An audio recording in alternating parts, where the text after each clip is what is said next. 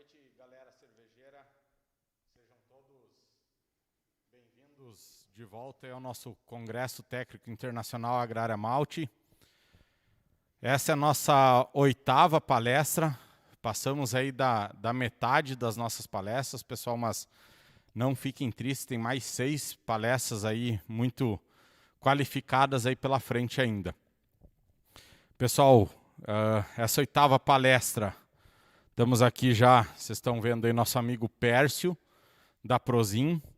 Eu queria já, de antemão, agradecer ao Pércio, ao pessoal lá da Prozin, o Juliano, o Jadir, o Márcio, toda a equipe lá da Prozin, por terem aceitado o nosso convite. Nessa palestra, pessoal, nós vamos ter como moderador o Flávio também da equipe da Prozin, aí vocês estão vendo ele. O Flávio vai estar ali acompanhando o chat, as perguntas feitas por vocês, ali a votação de vocês, para ao final da palestra fazer essas perguntas aí para o nosso amigo Pércio aqui responder ao vivo aí para vocês, pessoal. Então, já que eu falei ali das perguntas, pessoal, vocês têm o chat aí do lado, vocês podem conversar, interagir entre vocês. E caso tenha alguma pergunta técnica aí para fazer para o Pércio, vocês entram ali no Ask a Question, façam as perguntas e também podem ir votando nas perguntas, e as perguntas mais votadas o Pércio vai responder aí ao final da palestra. Essa palestra também, pessoal, para quem não vai conseguir assistir aí, perder um pedaço ou quiser rever após a palestra, ela vai estar disponível tanto aqui na ferramenta do Crowdcast, quanto no canal da Agrária Malte lá no YouTube. A palestra, por exemplo, de hoje à tarde, pessoal, para quem perdeu, do Carlos Ruiz, da HVG, sobre projeções aí do mercado de lúpulo pós-pandemia, ela já está disponível lá no canal da Agrária Malte no YouTube para vocês assistirem. Então, tanto essa quanto as outras 6 palestras da semana passada já estão lá disponíveis. Então, pessoal, sem me delongar mais aqui, Pércio, bem-vindo. Obrigado aí por ter aceitado nosso convite e o desafio de fazer essa palestra, esse tema aí que é muito importante, principalmente no momento que nós estamos vivendo, né, de como melhorar o rendimento no processo cervejeiro, fazendo mais com menos, né? Uhum. O pessoal vai rir aqui agora, mas antes eu brinquei com ele, parece mágica, mas não é mágica, né, Pércio? É tecnologia envolvida, muita tecnologia. Então, Pércio, a palavra está contigo. Obrigado, bem-vindo mais uma vez. Obrigado, viu, Mater? Eu é que agradeço, queria agradecer aqui em nome da Prozin, todo o time, né, o convite. Nós estamos muito felizes de estar aqui mais uma vez participando. E eu queria também agradecer a todo mundo que está aí logado, que está aí assistindo de casa. Infelizmente, esse ano é um ano meio atípico, né? Onde nós todos estamos aprendendo a trabalhar mais com a tecnologia disponível. E por incrível que pareça, está sendo muito útil e eu estou gostando muito de utilizar dessa ferramenta.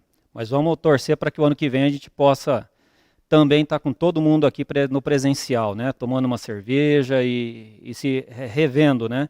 Que além de toda a informação, é um momento também de confraternização, de encontrar os amigos, né? Queria até aproveitar aqui, mandar um abraço para o Edmilson, que já até mandou algumas perguntas ali. Um abraço, Edmilson.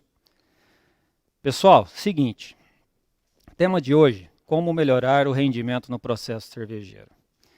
É um tema muito, muito bacana e assim, se a gente for aqui ficar entrando nos detalhes, a gente passa uma noite inteira aqui conversando e tem que voltar a falar amanhã de novo.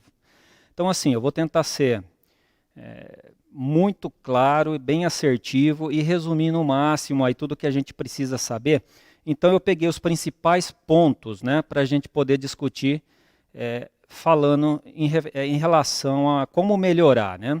Falando bem rapidinho aqui, eu não sei se todo mundo conhece a Prozin. A Prozin, muitas pessoas não sabem, tá? Muitas me perguntam, a Prozin é multinacional? Não, a Prozin não é uma empresa multinacional, ela é 100% nacional, é uma empresa especializada em aplicação de bioingredientes, né? Mais especificamente enzimas e outros bioingredientes. É uma empresa que tem mais de 30 anos, né, no mercado.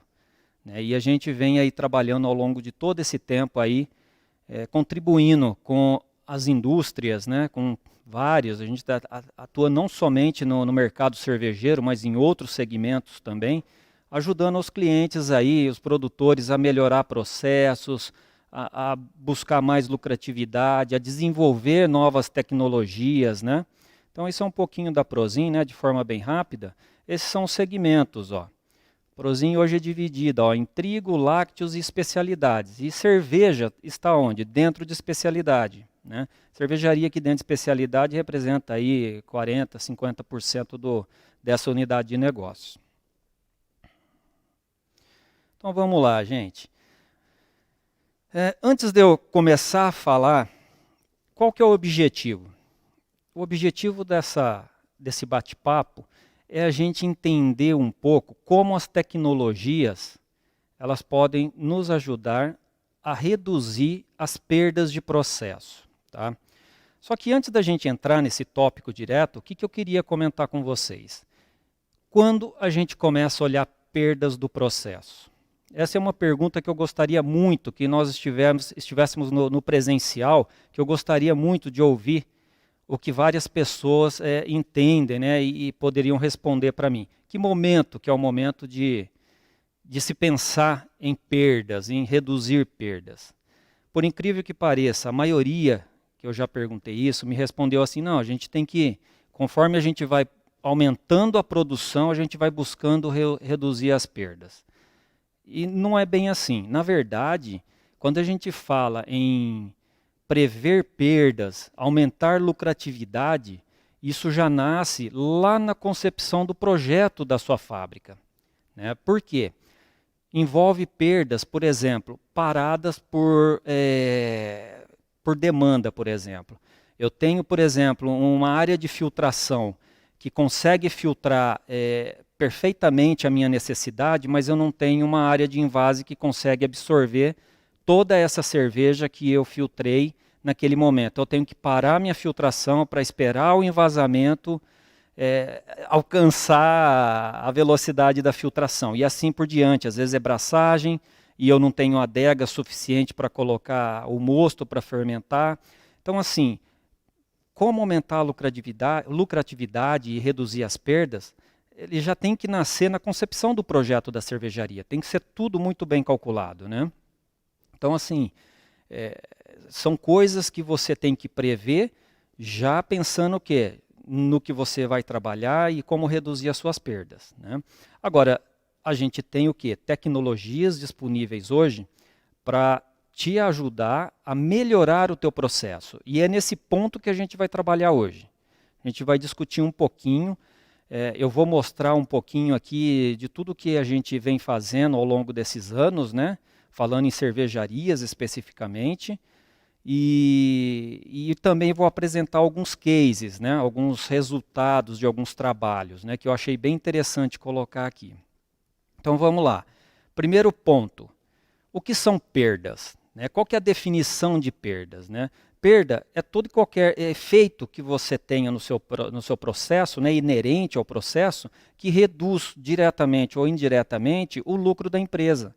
Ou seja, você está rasgando dinheiro, né, falando em palavras mais claras. Né? E para você calcular as suas perdas, você tem que pensar no seu processo como um todo. Esse mapinha aqui, por exemplo, né, ele traz o quê? Ele traz toda a matéria-prima que entra no processo, né, que aqui a gente está falando especificamente de cálculo de perda de extrato, que extrato é dinheiro no bolso do proprietário. Né? Então, quanto mais eu perco de extrato, menos dinheiro entra para o meu bolso. Né? Então, nesse caso aqui, desse mapinha, a gente está calculando o quê? Extrato total. Entro com malte, eu tenho que sair com o quê? Com extrato. Né? Então, no caso aqui, como que você faz esse cálculo? Né? Você calcula todo o extrato que entrou, todo o que você processou na sua abraçagem e tudo que você processou na sua adega. E no final, a quantidade de malte que entrou tem um rendimento teórico e você vai subtrair isso do seu rendimento prático. Né? O número negativo que você tem é a sua perda de extrato. Né? E isso é muito importante para um processo cervejeiro. E é exatamente nesse ponto que a gente trabalha, reduzindo as perdas. muitas delas referente a extrato mesmo, né? A quantidade de extrato que você perdeu, e a gente busca reduzir isso. Outras em relação a energéticos, por exemplo, né? Que também é muito importante, o gasto de energia que você tem. Né? Outras referentes, por exemplo, a consumo de água. Né? Outras referente por exemplo, a qualidade, que é outra coisa também. Você tem que produzir mais, gastando menos e mantendo a qualidade. Né? Então nós fizemos uma divisão aqui, onde você tem que contabilizar todas as suas perdas em cada etapa do processo e como melhorar isso. Um exemplo, braçagem, melhorar rendimento, como que eu faço para melhorar meu rendimento? Ou como que eu faço para reduzir a perda de extrato durante a lavar do bagaço, por exemplo? Como que eu faço para aumentar o meu ciclo de filtração da cerveja, filtrar mais rápido e com mais eficiência? Ou como que eu faço para otimizar a utilização, por exemplo, de uma caldeira de fervura, ou mesmo na fermentação, como que eu faço para utilizar melhor minha adega, né? O meu espaço de fermentação? Né? Como que eu faço para promover um shelf life maior no meu chopp, para que eu tenha mais tempo para disponibilizar isso para o consumidor, né? e receber menos devoluções? Né? Então, em todos esses pontos, a gente pode fazer um trabalho específico. É claro que cada caso é um caso, cada caso precisa ser entendido, e depois disso, uma ação, né? Quando a gente fala em uma ação, o primeiro ponto é você entender a causa raiz dessa sua deficiência, né? Poxa, eu estou perdendo muito extrato na minha abraçagem. Vamos lá, vamos entender, vamos olhar a fundo a causa raiz. E aí sim, aí você identifica a causa raiz e você age diretamente naquela causa raiz. Né? Faz lá um brainstorm, identifica todos os pontos que você precisa melhorar e daí para frente você vai só trabalhar buscando reduzir essa sua deficiência, né? Seja ela causada por equipamentos, por exemplo. Existem tecnologias que podem suprir uma certa deficiência de equipamentos? Existe, depende do caso, mas existe. Você pode fazer uso de algumas tecnologias que nós disponibilizamos, por exemplo, para recuperar mais mosto no seu Virpo, por exemplo. Eu já peguei, depois a gente tem alguns casos aqui, a gente vai falar especificamente disso, mas eu já peguei vários casos que você vai ver, o cara está perdendo muito extrato.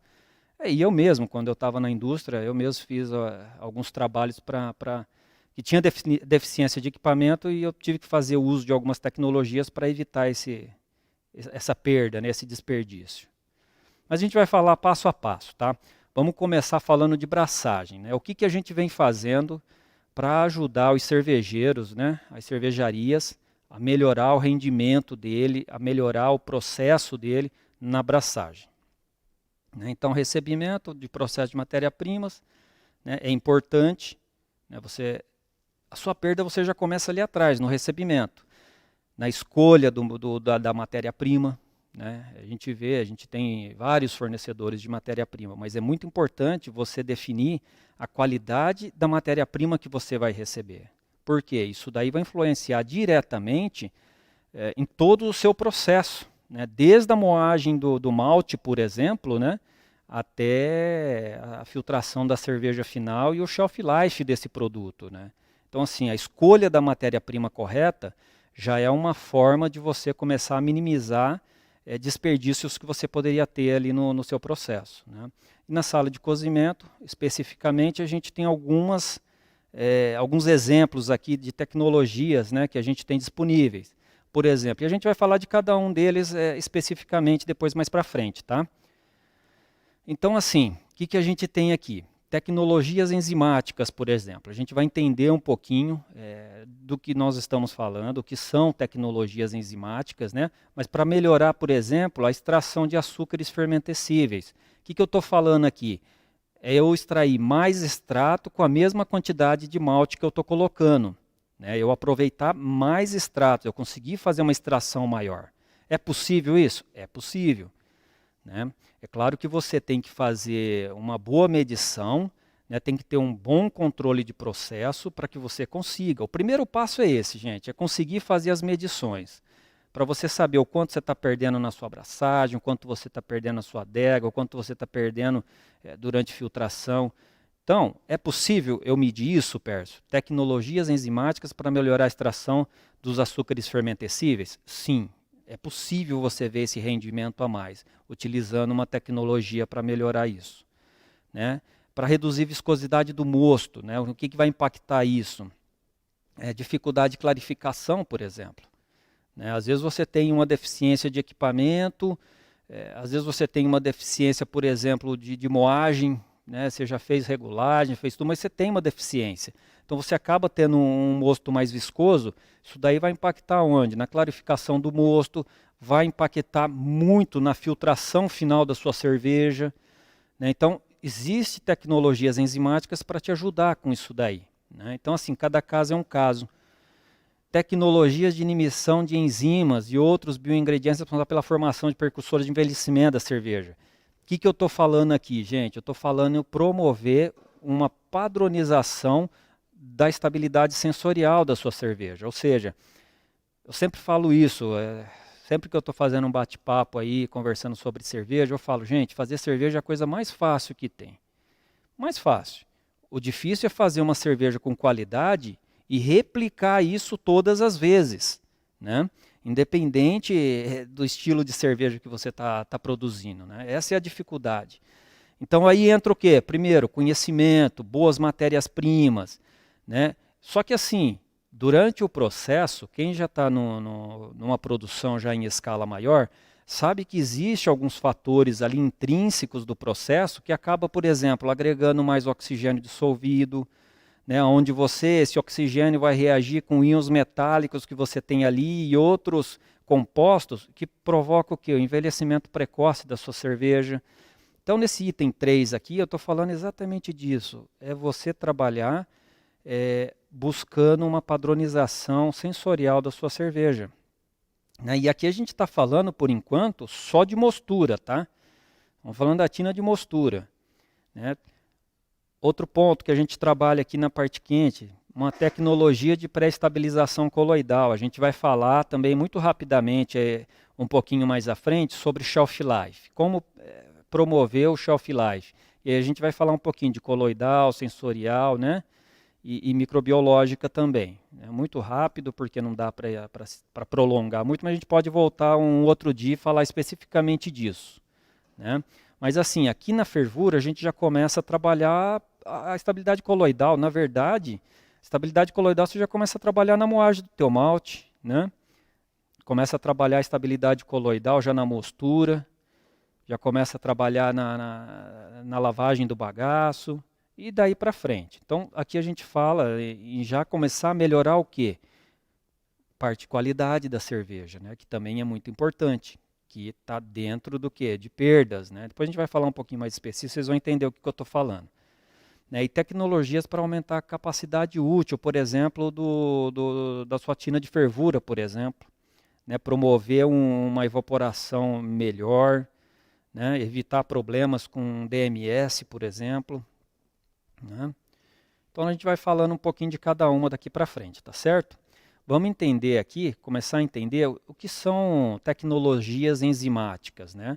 Tecnologias enzimáticas são tecnologias onde se fazem uso de enzimas para que você tenha um benefício no seu processo, tá? Então, o que são enzimas? Só para a gente entender aqui um pouquinho, né? O que se pode fazer com uma enzima? Pode-se produzir produtos mais saudáveis, por exemplo. E eu vou dar um exemplo aqui, ó, da cerveja gluten-free, por exemplo. Cerveja gluten-free é uma coisa assim que muitas pessoas, muitas cervejarias vêm me perguntando.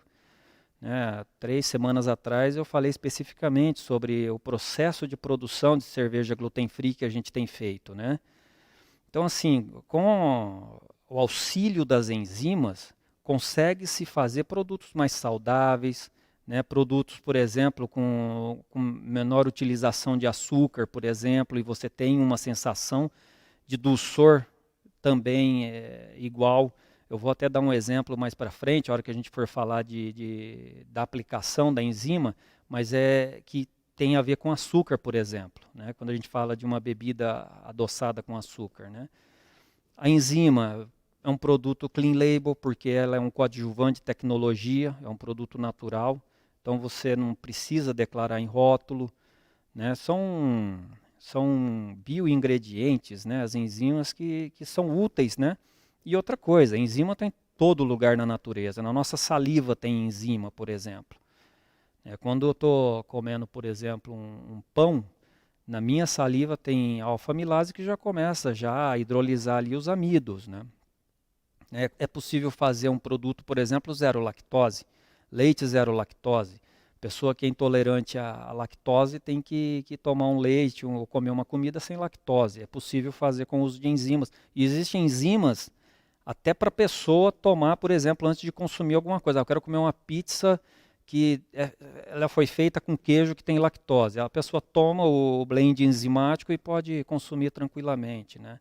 Então a pessoa ingere enzima, né?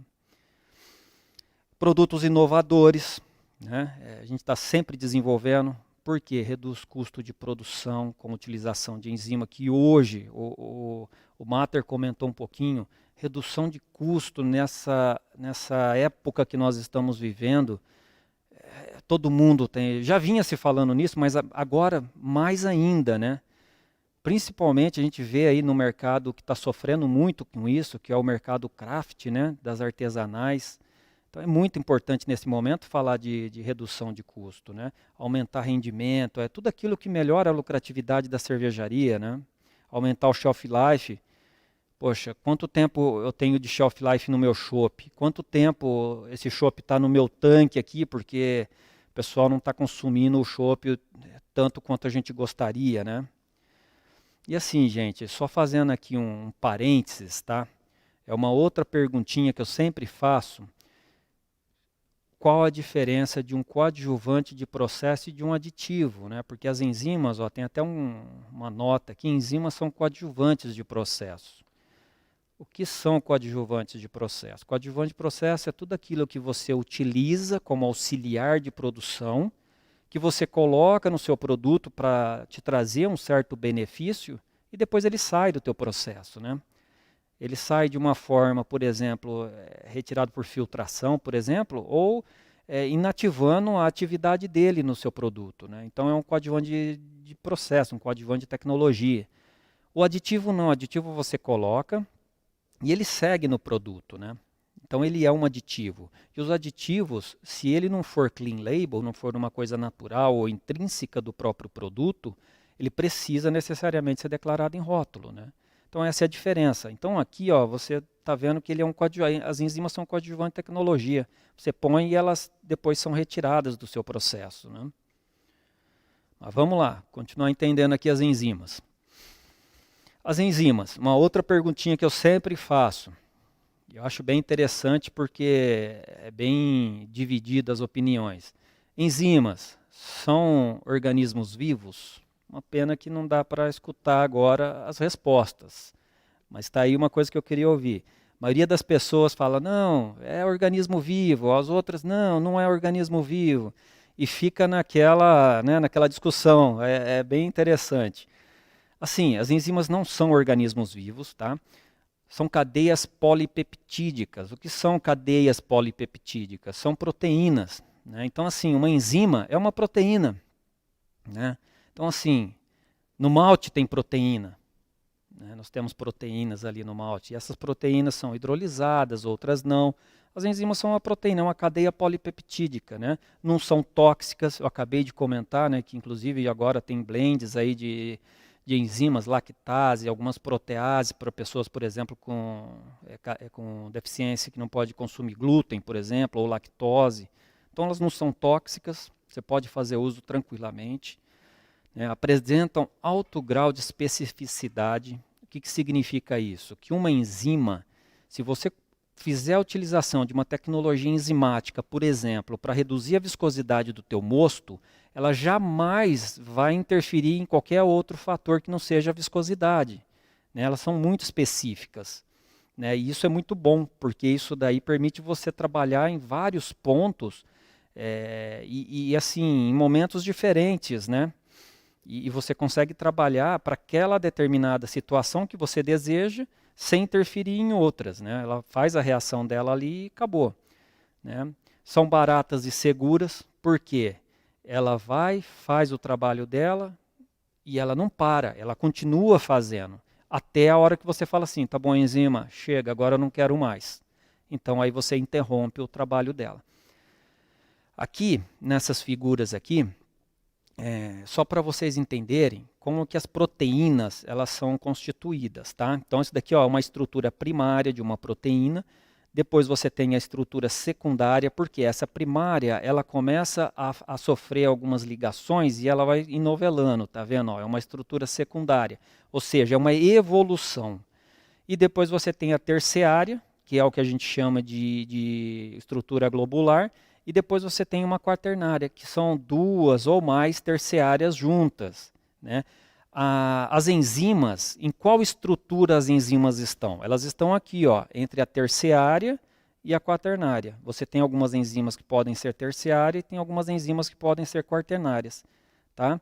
O que acontece? A enzima, ela tem aqui no centro dela um sítio ativo, é o que diferencia ela das proteínas. Tá? Então a gente até fala assim, toda enzima é uma proteína, mas nem todas proteínas são enzimas.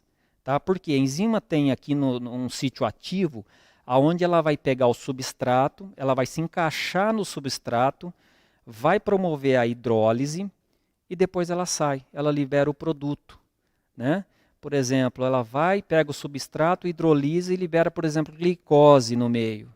Ela vai pegar outro substrato e libera glicose no meio. Ela fica trabalhando sempre assim. E é nesse centro ativo que ela se encaixa no substrato. Né? Uma amilase, por exemplo, ela vai e se encaixa no amido. Uma protease, ela vai e ela se encaixa na proteína. Né? Uma glucanase, ela vai e encaixa num glucano. E ela vai hidrolisando e liberando o produto no meio. Até o quando eu quiser.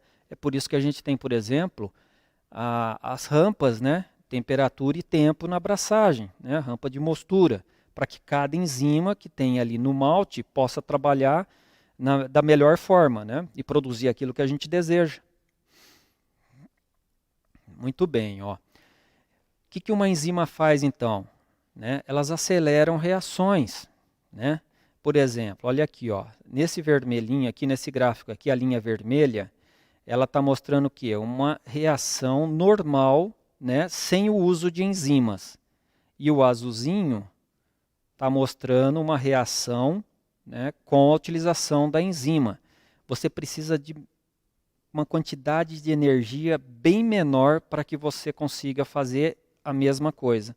É o exemplo que eu ia falar agora mesmo. Eu tive um trabalho bem interessante com uma indústria que produz uma bebida e eles utilizam açúcar invertido, né, o açúcar líquido. E essa indústria, eles faziam inversão ácida, né, com calor e acidificando o xarope de açúcar.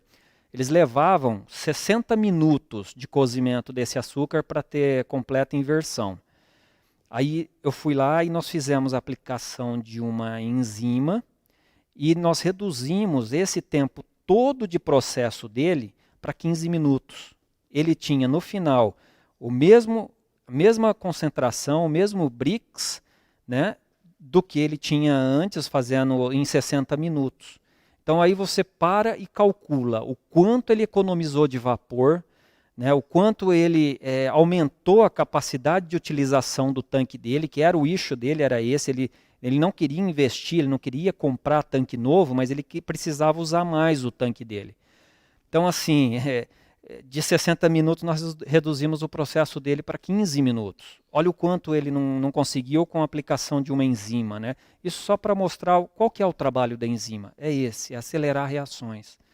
Né, conseguir com que você tenha um resultado talvez melhor de qualidade num tempo menor. Agora uma coisa muito importante, falando das tecnologias enzimáticas, né, é que você precisa proporcionar para ela, né, condições ideais de trabalho, né, que nem, por exemplo, aqui, ó, pH, né, temperatura e pH de atividade. São os dois fatores aqui importantíssimos para o bom funcionamento da enzima. Pessoal, braçagem, rampa de braçagem, é isso aí. Por que eu tenho lá temperatura X, tempo X, né, um pH ali de mostura controlado, né, para que as suas enzimas trabalhem bem, né? Mas vamos lá, ó, temperatura e atividade.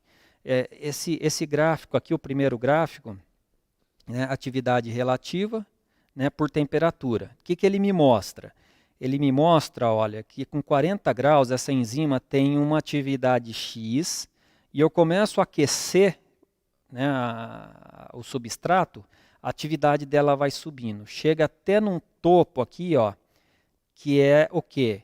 É o ponto ótimo de trabalho dessa enzima. Porém, tá, se eu continuar aquecendo, né, ela começa a perder a atividade. E o que acontece nesse ponto aqui, pessoal? Essa enzima está inativada. Tá?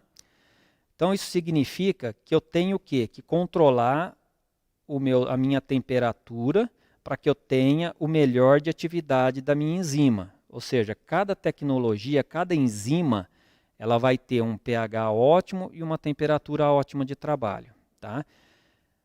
Tá bom, Pércio, eu fui subindo a temperatura e você falou que ela inativou aqui a 100 graus, certo? Mas e se eu continuar descendo aqui e chegar a 0 grau, ela vai inativar?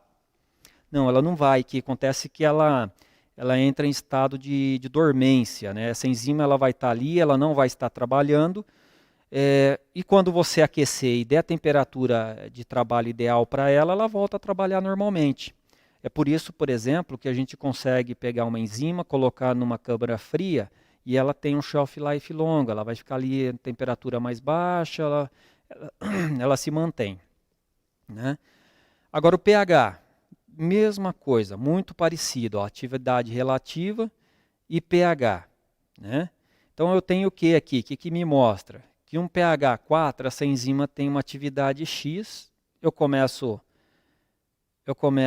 a aumentar esse pH, ela chega num pH ótimo de trabalho, que nesse caso está aqui perto de 6, né? Uns 5,5 talvez.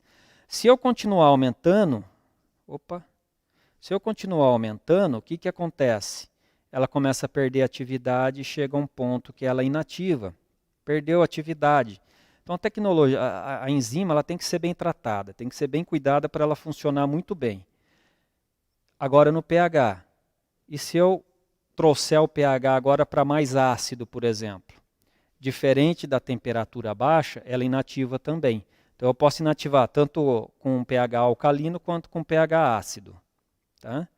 Mas daqui é mais para falar que você precisa proporcionar o meio adequado para que ela possa trabalhar. Tá? Desse ponto para frente, a gente já vai começar uma parte mais prática, mais gostosa de ver, tá? De falar. E aí o que eu queria falar para vocês, pessoal, é assim, usem e abusem das perguntas aí, que isso daí vai contribuir muito para que vocês entendam mais e de repente alguma coisa que eu não falei aqui, a gente possa estar trazendo para vocês, tá? Então vamos lá. O que isso daqui? É um comparativo, tá? Que eu vou mostrar para vocês de produção com e sem a utilização de uma tecnologia enzimática, tá? Que nem nesse caso aqui, o que a gente vai tentar mostrar aqui, né? A utilização na cervejaria, para quê? Para uma conversão mais rápida, para que você tenha uma hidrólise melhor dos açúcares, para que você consiga disponibilizar mais açúcares fermentescíveis, por exemplo, né? E aí, benefício esperado, né, do projeto, o que foi? Uma redução mais rápida de viscosidade, né, um aumento na extração de açúcares, né, ou seja, um rendimento maior, né, aumento do teor de aminoácidos, para que você tenha uma fermentação melhor, por exemplo, né, e diminuir, é óbvio, né, gastos energéticos. Né. Então, o que esse primeiro gráfico aqui mostra para a gente, nesses testes que nós fizemos? Né? Esses testes aqui foi em relação à dosagem, né, de uma enzima. Ele mostra o quê? Redução de viscosidade. Isso daqui é case real, tá, gente? Isso daqui realmente foi feito. Esse primeiro gráfico, nós testamos o quê? Dosagens.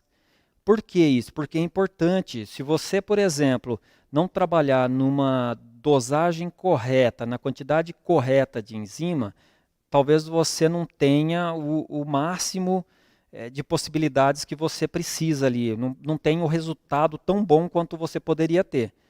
Né? Então aqui, ó, no final aqui, o que nós tivemos com 500 gramas por tonelada de malte de aplicação dessa enzima, né?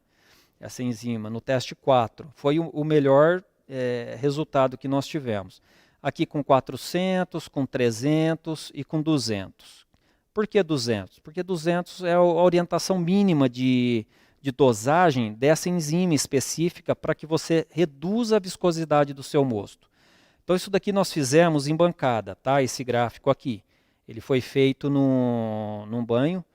Então nós colocamos lá o teste 1, né? 200 gramas. Nós tivemos 1,36 CP de viscosidade. E fomos aumentando, chegamos até 1,15. Porque é só para mostrar que a enzima realmente funciona na redução da viscosidade, tá? E aí agora que vem o gostoso do negócio, o legal de ver. Isso daqui foram várias produções que nós fizemos num cliente e para enxergar resultados sem aplicação dessa tecnologia e com a aplicação. Olha só como que ficou esse gráfico, que legal.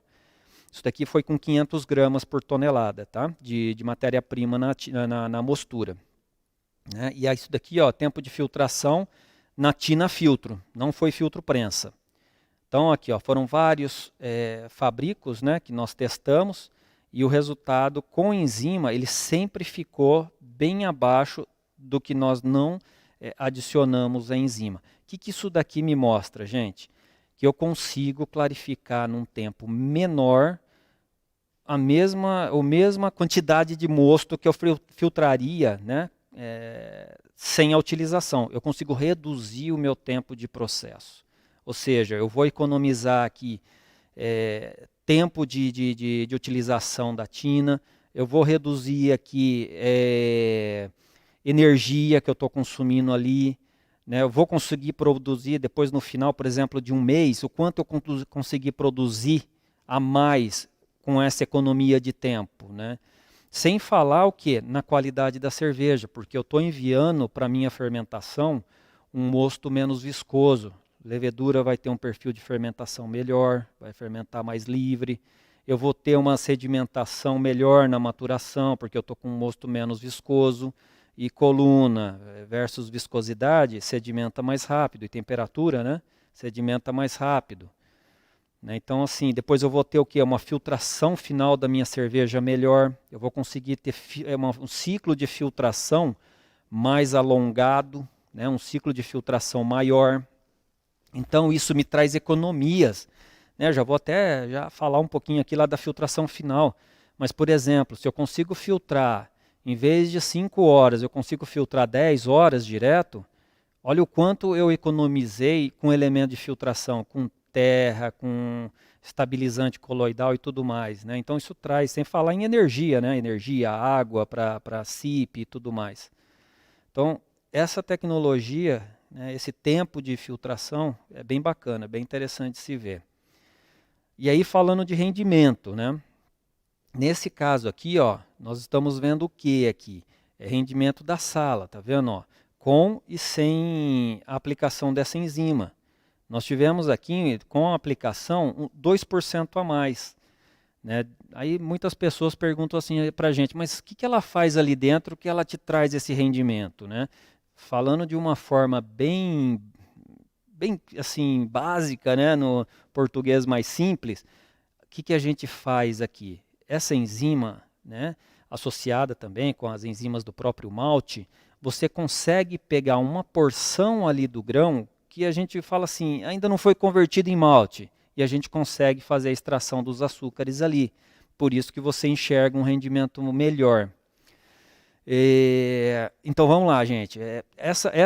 Esse gráfico aqui é muito interessante. Depois, com o tempo, com calma, a gente pode discutir um pouquinho mais. Olha aqui, ó, questão de tempo, com a mesma enzima, viu, gente? Isso daqui foram várias amostras que nós tiramos e fomos fazendo.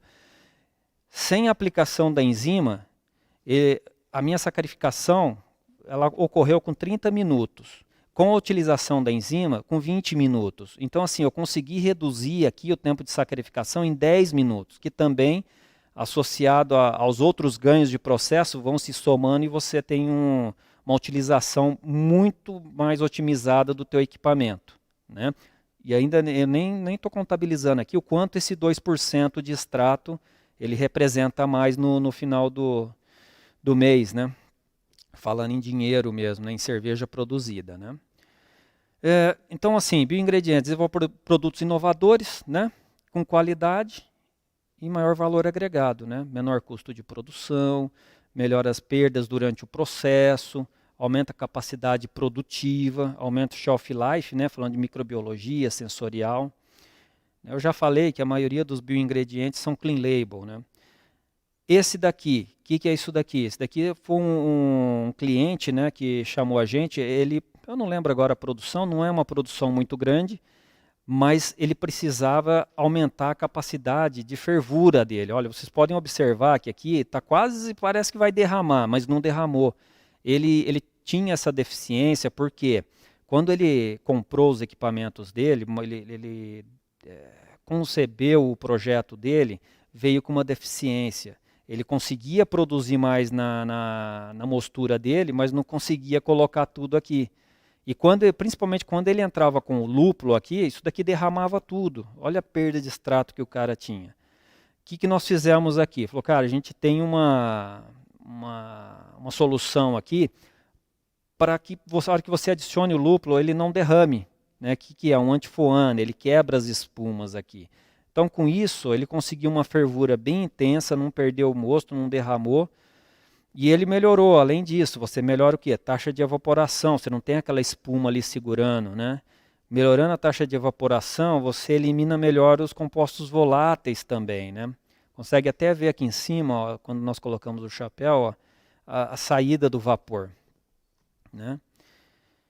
Aí, enzimas, mas aqui eu estou falando de outros ingredientes, tá? No anterior eu falei de um antifoam, que a gente utiliza para aumentar a capacidade, não só da fervura, mas depois a gente vai falar do tanque de fermentação. E aqui é um outro bioingrediente que a gente trabalha. O que ele faz? Ele tem vários benefícios, a gente vai falar de cada um deles. Eu espero que a gente tenha tempo de falar pelo menos de um pouquinho de cada um deles. Mas nesse caso aqui, gente, isso daqui é a formação de um trube. Olha como está esse trube. Nem parece que é trube. Se não falar que é trube, a pessoa pode até achar que isso daqui é resíduo de levedura, sei lá. Olha o tanto que ele tinha de arraste de trube aqui, ó, para dentro do fermentador. Quase 10 ml de arraste de trube. Quem sabe, o mal que isso faz para a cerveja, sabe bem do que eu estou falando. Esse tipo de formação do trube aqui, o que ele provoca, gente? Principalmente arraste de trube e perda de extrato. Olha só o quanto esse cliente perdia. Ele perdia 1.080 hectos por mês de extrato aqui no virpo dele. Né? Então, o que nós fizemos? Nós fomos lá, identificamos essa deficiência dele, né, que tinha deficiência estrutural também. Nós olhamos tudo, né, questão de ponto isoelétrico, tudo, mas no caso dele aqui era uma deficiência de equipamento. Né? E nós fomos lá, fizemos a aplicação desse extrato, né, que a gente utiliza muito, não só para esse tipo de trabalho, mas também para estabilização coloidal e sedimentação de levedura na maturação. Mas olha como ficou a formação desse trube. É o mesmo virpo, ó, o mesmo virpo. E olha como ficou o arrasto de trube, zerou. E a perda de mosto aqui na tina, zerou também. Né? Então, assim, o que ele ganhou com isso, gente? Deixou de perder mosto, né? Deixou de mandar trube para dentro do fermentador. Tudo bem que depois se você tira isso no trube frio, mas você pode ter vários problemas ali dentro, desde problemas de perfil de fermentação, até, por exemplo, um amargor indesejável ali, né? Que o pessoal, às vezes a gente pega, né? E outros problemas aí que a gente não vamos aprofundar nisso agora. Mas isso daqui foi um case muito interessante, que eu achei bem bacana de trazer. sei que muita gente já conhece, mas vale a pena. Quem não conhece ainda e que tem algum tipo desse problema aí, vale a pena investigar para ver como essa tecnologia pode te ajudar. Já passando para fermentação e maturação, né? Falando o que? De tanque fermentador e tanque maturador. Principalmente, gente, em épocas de alta produção, muitos clientes me procuram, tá? Por quê? Precisa produzir mais para conseguir atender a demanda, né? Que na alta, quando você está no alto verão, por exemplo, tem cervejarias que não conseguem entregar o que precisa. Né? Já aconteceu várias vezes, vários clientes, eu conversando, falar para mim, falar, cara, se eu tivesse como produzir mais hoje, eu já estava vendido, eu não tinha problema nenhum. Então a gente fala muito nessa etapa que existem tecnologias para que você consiga produzir mais com os mesmos equipamentos que você tem. Tem um cliente meu que eles estavam já pensando em fazer um investimento para comprar alguns tanques, mas eles não tinham tempo, eles precisavam produzir. Fazendo utilização de algumas tecnologias, né, em conjunto aqui, nós conseguimos que ele conseguisse colocar 2 fabricos a mais por tanque fermentador. E com isso, na soma total, é como se ele tivesse comprado 3 novos tanques, né, com essa utilização. Então, assim, otimizamos o volume do tanque. Ele pôde colocar mais mosto para fermentar no mesmo tanque. Né? E na maturação também, a gente fala também de coisas parecidas. Mas não só em relação à capacidade do tanque, mas a gente também fala nesse ponto aqui de tecnologias para você, por exemplo, reduzir o tempo que a cerveja fica dentro do fermentador, por exemplo. Né? Vamos passando aqui, né, que eu vou falando para vocês. Ó. Tecnologias para aumentar a capacidade da sua adega, né? Mais ou menos aí 25%, às vezes até um pouquinho mais, dependendo do quanto você hoje deixa de headspace na fermentação. Né? Tecnologia para reduzir o tempo de fermentação e padronizar o teu processo, para que você tenha sempre um processo bem padronizado, né? Aquela questão de você produzir sempre a cerveja com a mesma qualidade. Né? Economia, por exemplo, na dosagem de lúpulo, por exemplo. Tem um case bem legal que eu vou contar para vocês aqui, inclusive eu tenho um gráfico aqui para mostrar. Você consegue economizar, por exemplo, mas eu vou, aqui na fermentação, eu vou extrair mais compostos amargos. Não, não é isso, você deixa de perder. Tá? Economia, por exemplo, com água, com sanitizante. Né? Aí depois você pega aqui em maturação, tecnologia porque para melhorar, aumentar, né, sedimentar mais rápido e você ter uma cerveja mais clarificada. Pessoal que não tem filtração, é uma cerveja que ele não filtra, faz muita utilização de tecnologias para isso. Para quê? Para que você tenha uma cerveja sempre com a mesma característica de turvação. Né? Tem um case também bem interessante que depois eu conto para vocês, na hora que a gente estiver falando especificamente, sobre turvação, porque turvação é uma qualidade perceptível ao consumidor, né? Como também uma cerveja filtrada, o brilho, a limpidez também é perceptível ao consumidor. Então você tem que tomar cuidado com isso. Né? Tecnologias para promover maior shelf life, a gente vai falar, né, sensorial, fisicoquímico e microbiológico, que é assim, para mim, hoje é onde a gente tem que estar colocando nossa atenção, né? Para conseguir agradar um consumidor cada vez mais exigente, né? E o Brasil, daqui para frente, vai ser assim, o consumidor quer cerveja com qualidade, com custo bom, né? Então, temos que fornecer isso. Muito bem, vamos lá. Primeiro ponto que a gente vai falar, de padronização de processo, qualidade sensorial da cerveja, com foco ali na fermentação, né? Diacetil, acho que a maioria das pessoas já ouviu falar. Algumas, como eu, quando eu falo de acetil, eu chego até a arrepiar, porque uma cerveja, para mim, com diacetil alto é intragável. Eu prefiro tomar uma com acetaldeído do que com diacetil, eu costumo falar, né, brincar. Mas é verdade, o diacetil ele deixa um off-flavor amanteigado na cerveja. Né?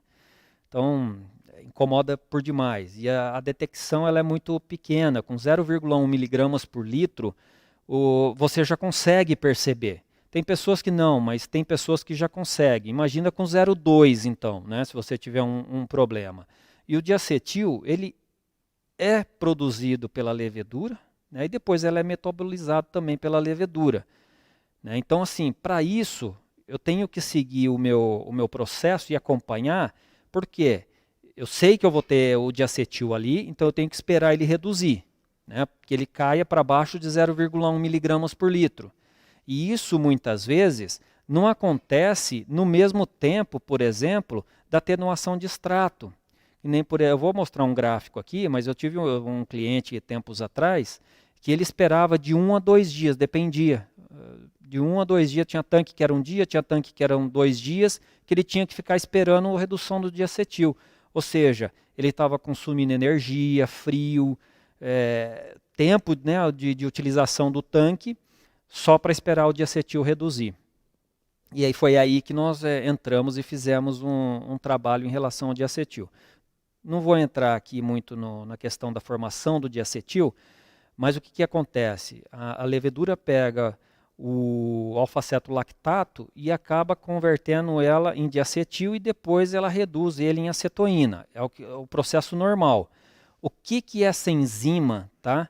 Alfa-acetolactato decarboxilase, o que ela faz? Ela pega o alfa-acetolactato e já reduz ele direto em acetoína. Ou seja, você não tem a formação excessiva do diacetil, né? Então, com isso, o que eu consigo? Meu extrato reduziu, chegou no extrato limite, eu já posso abrir frio, acabou. Eu não preciso ficar esperando o meu diacetil chegar na especificação. Eu sei que muitas pessoas não fazem análise de acetil, mas seguem a sensorial, né? Então isso é muito bom. E assim, para quem não consegue fazer análise de acetil, você usar essa enzima para padronizar o seu processo é a melhor coisa que tem. Você nunca vai ter problema de diacetil, né? Olha aqui, ó, que interessante. Daqui é uma curva, né, de acetil que nós construímos nesse cliente. Isso daqui é a curva normal dele, sem utilização da enzima, tá? Então você tem aqui, ó, no terceiro dia, o pico de formação de acetil. E depois ele começa a reduzir lentamente. Essa linha vermelha é a especificação, que está aqui mais ou menos no 0,1 miligramas por litro. E olha só, chegou a 0,12 e não reduziu mais, né? Esse tanque ficou a 0,12. Tudo bem, 0,02 provavelmente ninguém percebeu. Mas esse era o processo normal, ele tinha que esperar até 2 dias às vezes para poder abrir frio. Aí com a utilização da enzima, olha só, onde ficou o pico. Nunca chegou acima do limiar de percepção, sempre ficou abaixo. Primeiro ponto, tá? Que nós nos deparamos aqui, fizemos várias aplicações. Primeiro ponto, a gente no começo não conseguia encontrar um resultado positivo. Por quê? Existe uma característica, tá, dessa enzima que você tem que entrar com ela primeiro no mosto e depois com a levedura. Se for o contrário, você já vai ter o pico de formação do diacetil. Primeiro ponto. Então, sempre com essa tecnologia, a gente entra primeiro com a enzima e depois com a levedura. Tranquilo. Fez isso, vai acontecer exatamente como está nesse gráfico. Você vai ficar sempre abaixo do limiar de percepção. Segundo ponto, as pessoas perguntam, Pércio, então vai ser zero a formação de acetil? Não, não vai ser zero, sempre acontece uma formaçãozinha, mas abaixo do limiar de percepção. Com isso daqui, ele ganhou 2 dias aí de tanque livre para ele encher de novo e antecipar a produção dele, aumentar o volume de produção, né? Com isso ele conseguiu economizar energia, aumentar a produção dele. E nesse cliente específico aqui, nós fizemos o uso também do antifoam. Por quê? Para ele conseguir ganhar mais capacidade de volume no tanque, né? A gente brinca, né? Com a utilização desse antifoam, o limite é o spray ball. A gente brinca assim, mas é verdade. Você pode chegar lá em cima, beirando o spray ball, você não vai ter espumamento excessivo, né, durante a fermentação, então não vai ter derramamento, perda de extrato, né? E nesse caso aqui, que eu falei para vocês que a gente consegue o quê? Ver algumas economias, né?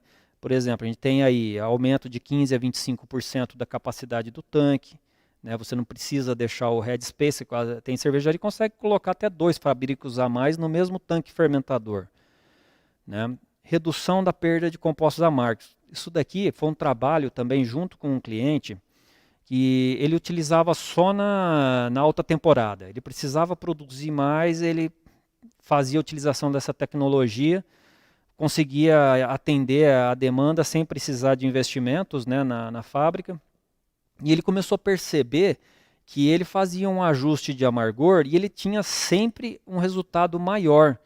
E aí ele começou a perceber que ele estava tendo um rendimento a mais. E aí ele conseguiu o quê? Ajustar lá na abraçagem, né, lá na fervura, ele fez um ajuste e aí ele conseguiu padronizar o amargor dele. O que acontece aqui, gente? Não é que a gente extrai mais ali na fermentação, não é nada disso. Você deixa de perder no espumamento. Né? O que acontece? Na espuma você arrasta os compostos amargos, eles ficam aderidos na parede do tanque e você acaba tendo uma redução maior do que o normal ali na fermentação do amargor. Então você consegue melhorar isso. Né? E aí, consequentemente, um tanque que não tem um espumamento em excesso, vai ser muito mais fácil de você fazer a limpeza desse tanque. Então você consegue o quê? Reduzir tempo de CIP, consegue reduzir consumo de água, consegue reduzir gastos com sanitizantes, né? Então, assim, é uma tecnologia muito interessante para ser utilizada sozinha, não só para aumentar a capacidade do tanque, né, mas também para buscar essas outras economias. Quanto que 11% de economia em lúpulo representa para mim no final de um ano? Né, quantos quilos de lúpulo eu não vou estar economizando? Né, um dos ingredientes também mais caros da cerveja. Né? Fora a redução, alguns gastos aí com água, com sanitizantes, aí que você tem que também contabilizar. É um produto também clean label, você não precisa declarar, ele entra e sai da cerveja, não segue na cerveja, né? Então, muito fácil de trabalhar. E ele pode ou não ser associado ao anterior, né? Para que você não precise ficar esperando redução do diacetil e possa acelerar o seu processo aí de fermentação por conta disso. Né? Esse daqui é o gráfico que eu falei, ó, mostrando aqui ó, até 11%. Sem aplicação, né, e com aplicação. Então você teve o quê? Um resultado de IBU mais alto. Né, um amargor até 11% aí de rendimento, aí, de economia, na verdade. Né? E aí aqui a gente entra já em shelf life. Né, falar um pouquinho para vocês, não vou aprofundar, como eu falei. A gente está sempre fazendo workshop junto com os representantes da agrária, com a própria agrária aqui. A gente pode pegar esse tema para aprofundar mais da próxima vez. Né? Mas shelf life é o que nós chamamos de vida de prateleira, né? Ou prazo de validade. E quem determina, né, esse prazo é o produtor. Tá? Você que vai falar, ó, minha cerveja tem 6 meses de validade. Não, minha cerveja tem 1 ano de validade. Isso é você que define. Só que uma vez que você definiu isso, você tem que cumprir com isso. Até um dia antes de vencer, ou até no dia que está vencendo, o consumidor tem que consumir esse produto e ele tem que estar apto para o consumo. Né? E quando eu vou definir isso, o que eu tenho que pensar? Primeira coisa, tempo para a venda dessa cerveja, né? Tempo para o consumo dessa cerveja pelo cliente final. Né? E assim, garantir o shelf life da cerveja não só garante que a minha marca vai se perpetuar no mercado, ou seja, ela não vai ter rejeição, como também evita prejuízos. Evita, por exemplo, eu receber reclamação e o cliente fala assim, meu, essa cerveja é horrível, porque você pode ter certeza, se uma pessoa tomou sua cerveja e não está nas características adequadas para o consumo dela, ela vai falar para outras 10 pessoas que não foi boa. Né, o contrário poderia ser assim também, mas não é, infelizmente.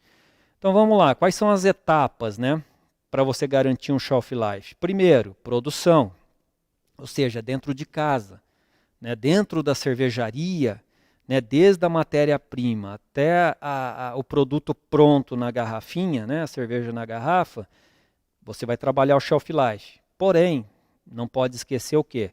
Estocagem vai influenciar, o transporte. Por exemplo, eu produzo a cerveja aqui em Entre Rios. Eu só vou transportar para Guarapuava. Perfeito. Está perto. Mas e se eu for mandar essa cerveja, por exemplo, para Manaus, por exemplo? Né, eu tenho que pensar nisso. Pô, essa cerveja vai viajar, vai para longe. Então, meu shelf life já tem que prever isso. Exposição para compra do consumidor. Você muitas vezes não tem ação. né? Então você já tem que pensar nisso quando você for pensar no shelf life do seu produto. Muitas vezes, falando, por exemplo, de chopp, você fala pro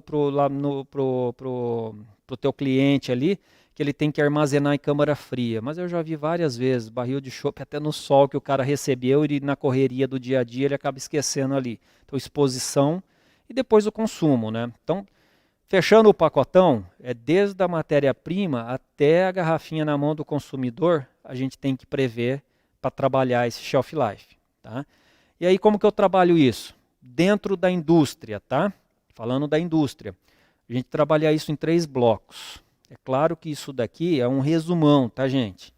Se a gente for falar de shelf life, a gente vai ter que pegar o processo e ir bloco por bloco, mostura, tina filtro, e aí moagem, né, na verdade, começa já na moagem. Mas aqui, resumidamente, a gente trabalha uma parte coloidal da cerveja, que é a estabilidade físico-química ou coloidal, estabilidade sensorial e microbiológica. Sendo que a fisicoquímica ou coloidal e a microbiológica interferem diretamente na sensorial. Você conseguindo promover uma boa estabilidade físico-química e uma boa estabilidade microbiológica, você já consegue ter um bom caminho para ter uma boa estabilidade sensorial. Só que aí também, falando de estabilidade sensorial, vai envolver muitas outras coisas também, tá? Então vamos entender isso daqui, ó. Shelf life da cerveja, polifenóis, proteínas e carboidratos. O que significa isso? Na cerveja, você tem alguns compostos ali dentro que provocam uma instabilidade coloidal, ou seja, ela se apresenta em forma de quê? De turvação na cerveja. Então quando a gente fala principalmente de uma cerveja filtrada, eu quero o quê? Que a minha cerveja ela tenha o mesmo brilho, a mesma limpidez do começo ao final do prazo de validade dela, tá? Só que você tem ali dentro esses compostos que estão solúveis, que eles acabam reagindo entre si, provocando uma turvação na cerveja. E aí, que acontece? Eu tenho que estabilizar, é uma instabilidade. Eu tenho que buscar estabilizar essa parte para que eu consiga o quê? Um pedacinho do meu shelf life garantido. No caso, eu consigo fazer uma dissorção, uma sedimentação, uma hidrólise, controles de processos é fundamental para que você tenha uma boa estabilidade fisicoquímica. Por exemplo, de controle de processo, moagem do malte. Uma moagem onde você tem a casca muito cisalhada, muito quebrada, durante a mostura e depois a lavagem do bagaço, eu vou ter a extração muito alta de polifenóis, seguramente acima de 240 miligramas por litro. E isso vai impactar diretamente na minha estabilidade coloidal ou fisicoquímica, mas também na sensorial. Eu vou ter uma cerveja, se eu não fizer uma boa estabilização, com uma distringência muito forte, né? Aí falando de auxiliares de processo que vão me ajudar o quê? Fazer essa estabilização. Como que eu faço isso? Eu tenho que retirar principalmente polifenóis e proteínas. Sabe aquela historinha, quando um não quer, dois não briga e daí vai? Eu tiro eles, eu tiro polifenol, eu tiro proteínas, ou tiro só polifenol, só proteína. A gente não vai entrar aqui em qual dos dois que é melhor tirar, que a gente não tem tempo hoje. Mas existe uma relevância, tá? Polifenóis se liga a outras 40 proteínas, por exemplo, né? Aí falando da microbiologia, né?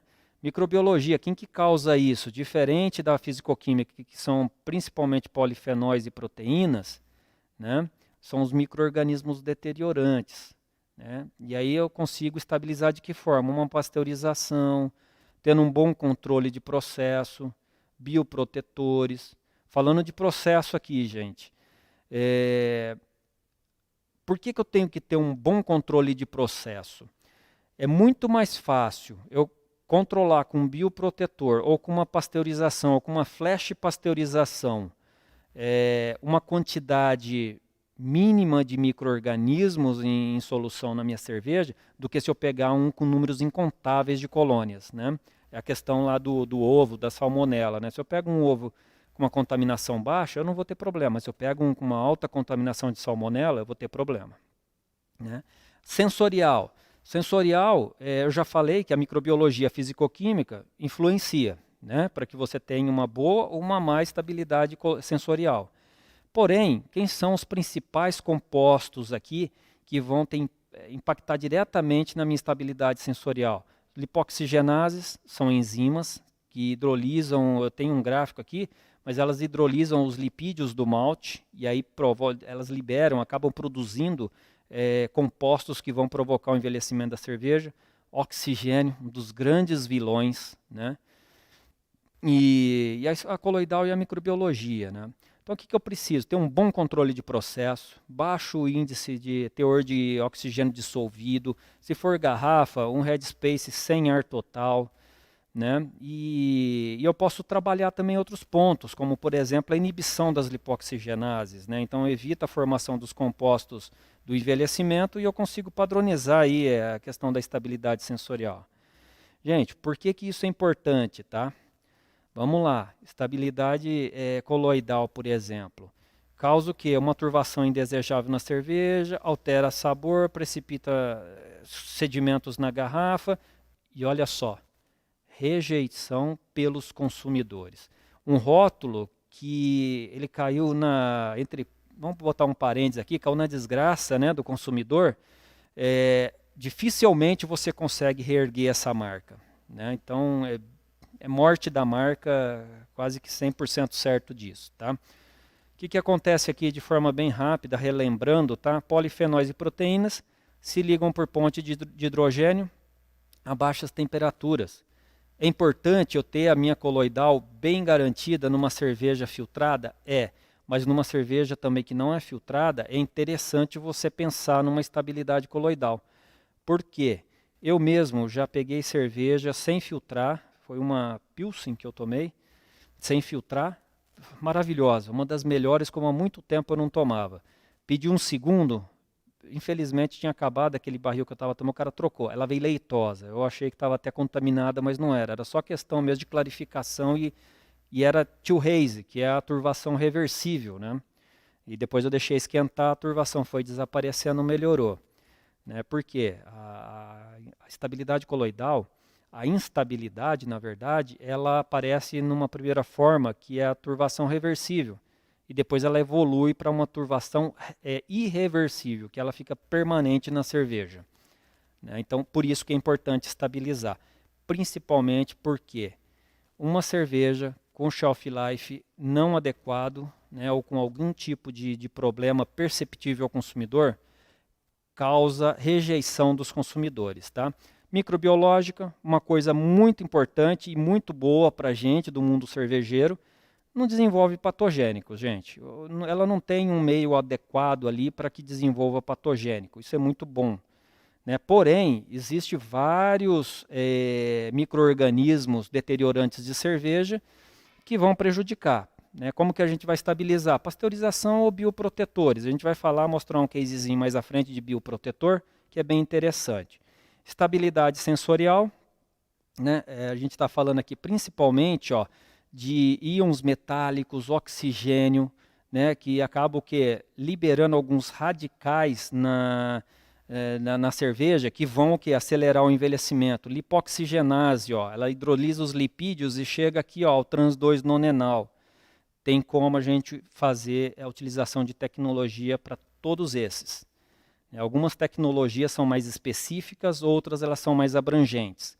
Como, por exemplo, aqui, parte sensorial. Eu vou trabalhar mais aqui na minha parte quente, utilizando as tecnologias disponíveis, né? Então eu trabalho já na mostura a parte de estabilização sensorial. Como?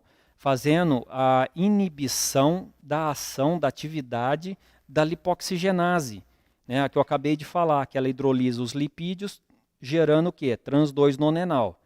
Como que eu faço isso? Eu faço utilização de um coadjuvante de tecnologia aqui, muitas pessoas conhecem, já têm utilizado isso daí, que é o ácido tânico. Né? O que o ácido tânico ele faz? Ele tem a capacidade, né, de se ligar em íons metálicos também, tá, gente? Porque ele faz tem outros benefícios aí que eu vou falar. Mas ele se liga aonde? Lá no sítio ativo dessa enzima, vocês recordam agora que no começo eu falei, né, que tem o sítio ativo, que é onde o substrato se encaixa. Nesse sítio ativo tem um íon metálico de ferro. O ácido tânico ele vai ali, se liga nesse íon metálico e ele inativa a enzima. Ou seja, a lipoxigenase não vai conseguir hidrolisar os lipídios do malte. Né? Então, feito isso, você já começa o quê? Evitar a formação de compostos que vão envelhecer a sua cerveja. Depois eu faço uma outra aplicação na fervura para acabar de extrair íons metálicos que tem ali dentro. Eu faço uma estabilização sensorial da minha cerveja, padronização. Né? Já na fervura, eu já começo a trabalhar a minha parte coloidal. O mesmo ácido tânico, ele se liga em proteínas sensíveis, proteínas que provocam a turvação da cerveja. Então eu consigo fazer aqui na fervura a remoção dessas proteínas. Além o quê? De melhorar a formação do meu trube. Eu mostrei ali atrás, né, a formação de trube com uma tecnologia, um extrato 100% natural, é o ácido tânico. Ele é um extrato de uma planta, né, chama ácido tânico, mas só porque é a estrutura dele. Né, mas ele é um extrato natural. Então eu utilizando aqui, eu já faço pré-estabilização coloidal, e aí eu acabo de fazer a estabilização coloidal da minha cerveja por remoção de proteínas, né, de alto peso molecular, aqui na maturação e ou filtração. Né, eu posso fazer a aplicação nos dois, né? Se eu quiser melhorias de processo, né, eu acabo fazendo maturação e filtração também. Aí, já na filtração aqui, eu já falo o quê? Da estabilidade microbiológica. A gente trabalha com uma tecnologia enzimática que ela aumenta o shelf life do chopp, por exemplo. Né?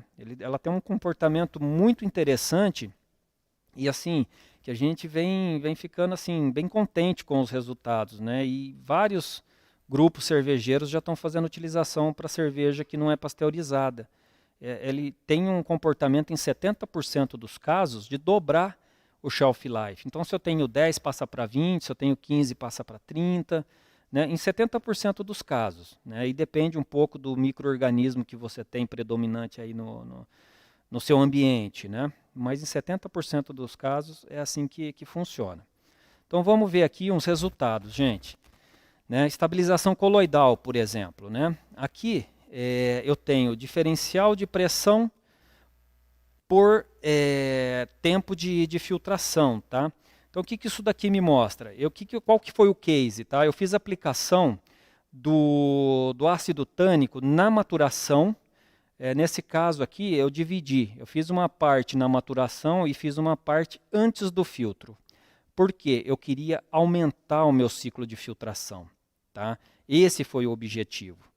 Então, fazendo essa aplicação na maturação, eu sedimentei mais leveduras, eu sedimentei mais proteínas sensíveis, consegui o quê?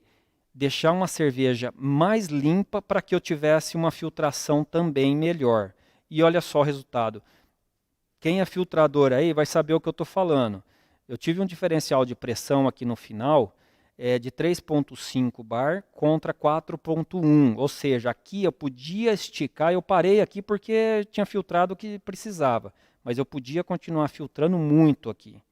Né? Porque eu consegui promover uma remoção de tudo que eu ia tirar na filtração antes. Né? Aí aqui, ó, volume filtrado versus consumo de terra. Ainda seguindo essa mesma aplicação. Tá? Aqui, sem aplicação. E aí eu tenho os volumes. O máximo de volume tinha sido 2.050 hectos. Tá? E com a aplicação, olha só, foi para 4.750, 3.600, 3, foi sempre acima dos 2.000 aqui, dos 2.050. Consequentemente, o que acontece, gente?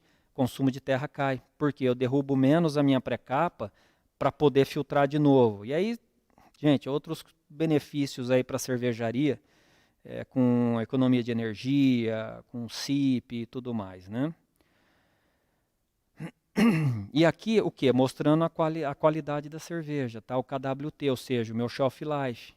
Né? A turbidez inicial, como que mede o shelf life? Eu pego a minha amostra, tá? E vou forçar o envelhecimento dela.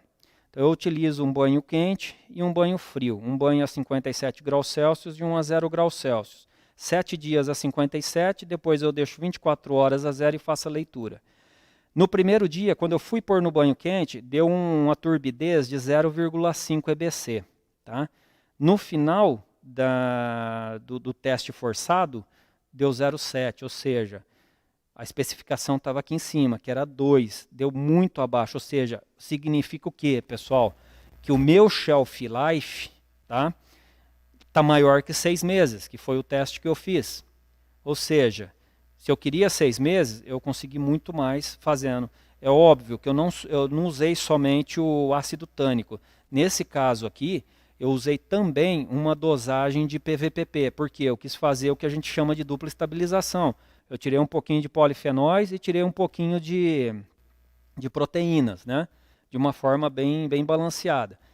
E aqui, desse lado, eu tenho o quê? Volume do ciclo de filtração, né? E o consumo de terra que caiu aqui, reduziu. Porque eu filtrei um tempo maior, volume maior, então, consequentemente, eu tenho redução no custo, aí, nos gastos de auxiliar filtrante. Maiores ciclos de filtração, menores perdas de extrato, porque toda queda de pré-capa, a gente perde cerveja, né, início e final de filtração, menor consumo de auxiliar filtrante, o quê? E um maior shelf life do produto acabado. Né? Então eu consegui promover. Eu fiz aplicação na maturação, eu falei para vocês. Olha só, como que eu fiz isso? Eu fiz a aplicação do ácido tânico. Olha que bacana. Quando a gente está numa palestrinha presencial, principalmente nos workshops, a gente faz isso ao vivo e a cores. Pega lá a cerveja, faz uma aplicação para que você consiga ver. Mas aqui, nesse caso, eu trouxe uma foto. Eu fiz a aplicação no tanque de 3.000 hectos, esse tanque, né, nós fizemos a aplicação e eu coletei uma amostra para tirar foto do que estava acontecendo dentro. Olha só. O que o ácido tânico fez aqui? Ele se ligou em parede celular de levedura, porque na parede celular da levedura tem uma proteína, ele vai ali e se liga, e tem o que também aqui, pessoal? Proteínas sensíveis, ou seja, todas as proteínas que tem prolina, ele se liga, e depois ele começa a fazer ligação entre partículas, então você vai tendo flocos cada vez maiores aqui dentro, por isso que acelera a sedimentação. Né? E com isso você tem o quê? Uma guelega mais compacta e você consegue perder menos cerveja e aumenta o teu ciclo de filtração. Por quê? Eu fiz numa etapa anterior o que eu ia fazer lá no meu filtro. Tá? Ele faz uma ligaçãozinha, uma ponte de hidrogênio aí com essas proteínas. Né? E agora, já indo para a parte final, a gente vai falar um pouquinho aqui de uma tecnologia para a estabilização microbiológica, que é o bioprotetor que eu falei. Né? Esse daqui foi um case, tá? E por incrível que pareça, ele surgiu com uma necessidade do comercial dessa cervejaria. O gerente comercial de chopp me procurou, ele já tinha lá um shelf life até que interessante, né? Ele tinha um shelf life lá de 6, 7 dias, e ele não fazia microfiltração, ele não é um chopp, né? Uma cerveja crua. E ele tinha muita devolução de mercado por conta disso, porque ele não tinha tempo suficiente para vender essa cerveja. Né? E aí nós começamos a fazer um trabalho utilizando essa tecnologia enzimática. Né? E olha só o resultado, é aquilo que eu falei para vocês. Ela tem, em 70% dos casos, essa capacidade de dobrar, tá vendo? Ó, de aqui mais ou menos 6, 7 dias, né? Ele foi para quanto? Ele foi para 20 dias. Então você acompanha aqui nesse gráfico a turvação, a formação de turvação que nós fomos medindo e sensorial também, tá, gente? Quando chegou aqui já no 6º dia já começou a subir e depois deu um pico, ou seja, perdeu, esse chopp estava já perdido, já voltaria para dentro de casa. Já com a aplicação dessa tecnologia enzimática, nós fomos aqui até beirando 20 dias, né, e depois subiu. Ela deu um picozinho aqui, ela subiu um pouquinho para 1,05 aqui, que já foi um sinal de que, né, já estava começando a perder. E depois ela foi para 12,76 aqui. Resultado desse trabalho, né, devolução de mercado. Antes ele tinha, ó, um período de 30 dias, 55 barris devolvidos. Depois caiu para 2, né? E assim, nós não fomos analisar isso daqui, mas tem muito barril que volta, é problema de sifão, é problema de O-ring, né? Pode não ter sido que o chopp deu esse problema de turvação por microbiologia da cerveja, né? Mas sim por algum problema de barril, mas reduziu muito, de 55 caiu para 2, né? Então assim, pessoal, essa tecnologia, ela traz ganhos de qualidade e também evita perdas, porque você não recebe barril de volta, né? Quanto tempo você tem de shelf life hoje no seu chopp, né? Então você tem que tempo para vender esse chopp? E se você dobrar esse shelf life? Quanto isso pode ser interessante, né? Pessoal, então finalizando, né? Eu falei aqui, acho que de quase todas as tecnologias que a gente dispõe hoje aí, o que o mercado tem à disposição, né? Aqui é só a foto da nossa planta piloto, como a que o Alex tem aqui, né? E meu muito obrigado, espero ter contribuído bastante aí. Fico à disposição de vocês.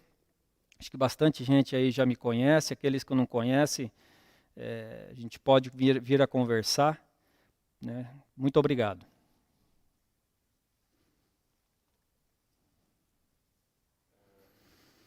Pércio, antes de nós passar aí para as perguntas, já queria deixar aí nosso muito obrigado. O pessoal elogiou bastante ali no chat, e o Flávio já respondeu algumas perguntas ali, mas eu vi que tem bastante perguntas aí a serem feitas aí para você responder, né?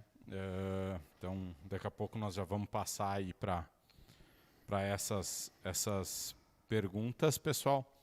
Lembrando que essa palestra, pessoal, para quem não perdeu aí o começo, não conseguiu pegar toda ela, vai estar disponível lá no YouTube da Agrária Malte. Vocês podem rever aqui também assim que encerrar na própria ferramenta do Crowdcast, tá?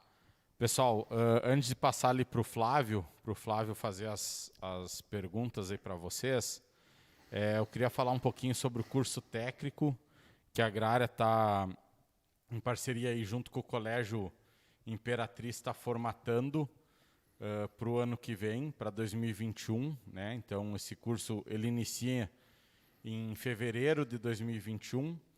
É um curso, pessoal, que não tem igual hoje no Brasil, né? Então, com professores aí renomados aí no mercado, todos os nossos mestres cervejeiros e mestres malteiros são professores.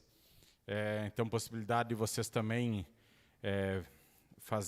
usar o laboratório da Agrária, laboratório central, na FAPA, lá interação nas pesquisas de cevada e lúpulo, na própria maltaria, produzir, braçar lá na cervejaria experimental do Alex, fazer estágio nos parceiros da Agrária e na própria Agrária. E hoje de tarde até nós fechamos a parceria, né, com a própria Prozin. Isso mesmo. Então, possibilidade de fazer também estágios, né, na própria Prozin, na cervejaria experimental que o Pércio mostrou aí há pouco, lá da Prozin, né, uma cervejaria top também lá, fazer estágios lá também. Pessoal, são poucas vagas, são 25 vagas só, e vai ter um processo seletivo. O processo seletivo vai acontecer nos dias 10, 12 e 13 de novembro desse ano, tá? Como eu comentei, são poucas vagas, né? 25 vagas, e maiores informações você podem verificar no site do colégio, que está aí na tela para vocês, www.colégioimperatriz.net.br. Tá bom, pessoal? Lá tem maiores informações, tem o telefone de contato e o e-mail aí do colégio para vocês tirar eventuais dúvidas. Vou passar já agora a palavra aí para o Flávio. Flávio, tem diversas perguntas aí que vocês fizeram e votaram para o Pércio responder ao vivo. Obrigado, Mater. Bom, pessoal, boa noite. Primeiramente, aí, obrigado pelos comentários, pelas perguntas. Pércio, a pergunta que mais foi votada, né? A mostura feita através de recirculação, né? Então, single vessel, aumenta a eficiência enzimática ou extrai mais taninos das cascas? O que você acha? Então, essa é uma boa pergunta, porque eu não sei se, acho que a maioria não sabe disso, mas eu tenho uma single vessel em casa, eu faço cerveja. durante a semana eu faço a serviço, mas final de semana eu faço por prazer em casa. E a minha single vessel, eu tenho alguns problemas com ela. Por exemplo, a single vessel ela não foi preparada para você fazer lavagem do bagaço. Porém, a gente faz lavagem do bagaço. Eu faço para extrair mais extrato. Com isso, eu posso arrastar mais polifenóis? Posso. Porém, a temperatura da água de lavagem ela tem que estar bem controlada, 76 graus, não mais que isso. Então, você não vai arrastar. E durante essa recirculação, também não se arrasta mais, tá? Mas o que acontece ali? E isso eu pego muito fácil. Muitas vezes, não é em 100% dos casos, mas eu vou falar em 90% dos casos, acaba arrastando um pouquinho de amido, né, que você tem ainda preso ali na casca. E aí o que eu faço com isso, gente? Eu acabo fazendo uso de uma tecnologia enzimática que o nome comercial dela é StarMax Beer Super. Né? Assim, ela é fantástica, ela é uma enzima um pouco mais termorresistente que as enzimas do malte. Então eu consigo o quê? Corrigir o meu processo utilizando ela no início de fervura. Né? Eu estou ali a 80 graus, eu já faço ali uma aplicaçãozinha ali, 5 minutinhos eu não tenho mais amido. Né? E isso daí é importante também até em grandes escalas, porque acontece. Essa semana mesmo, eu e o Flávio, a gente estava conversando, vindo para cá, para a Agrária, e um cliente ligou que estava com problema de amido. Né? Então, assim, são tecnologias que te ajudam a corrigir o processo, né? E de forma bem natural, porque são enzimas que já tem no malte. Né? A única coisa é que ela é um pouquinho mais termorresistente. Então, assim, a recirculação, quando bem feita, ela não arrasta mais polifenóis, e a água de lavagem, que seria um ponto de bastante atenção, ela estando bem controladinha, né? Questão de pH e de temperatura, você não vai ter problema. Maravilha. A segunda mais votada aqui. Quais enzimas você indicaria para aumentar o rendimento da abraçagem? Tá. Rendimento da abraçagem, gente. Eu até mostrei um gráfico aqui, tá? Hoje a gente trabalha com um blend enzimático, tá, que pode te possibilitar esse rendimento, que chama Maltesin HT. Tá? O que o Maltesin HT tem ali dentro? Ele tem todas as enzimas que você tem no malte, porém essas enzimas elas são mais eficientes. Né? Eu até não comentei muito porque a gente não tinha tempo para isso, mas como que isso é feito?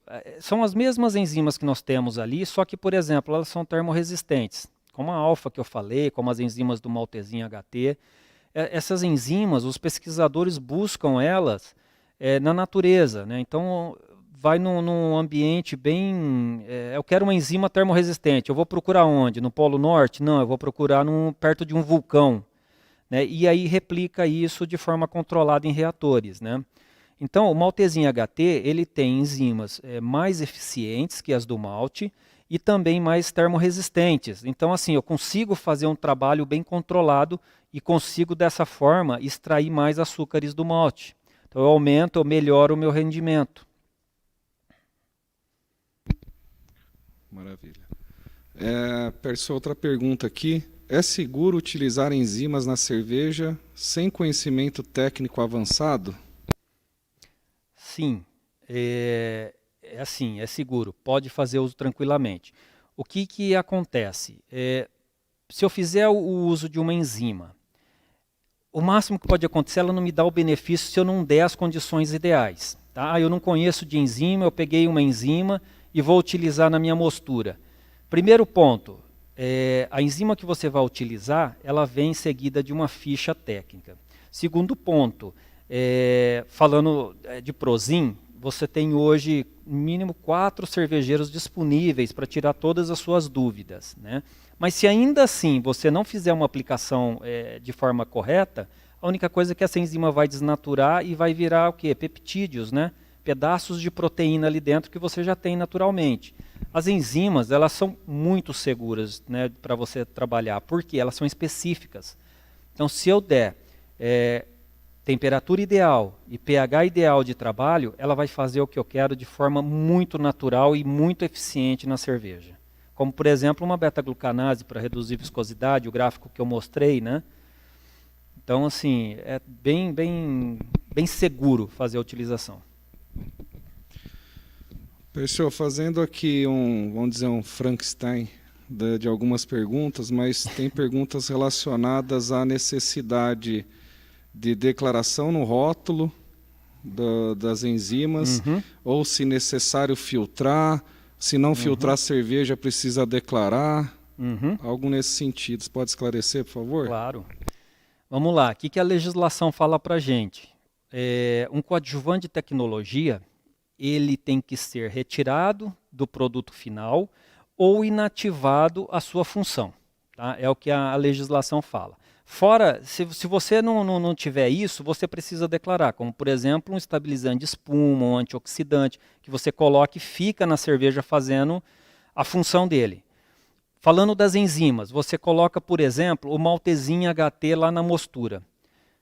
No final de fervura, você não tem mais enzima ali dentro. Ela já inativou, ela já perdeu a função dela e nunca mais ela vai voltar a ter aquela função. Por quê? O que é o desnaturamento da enzima? O que é você interromper a atividade da enzima? Lembra que eu falei que você tem estrutura primária da proteína, secundária, terciária e a globular, né, que são duas ou mais terciárias juntas.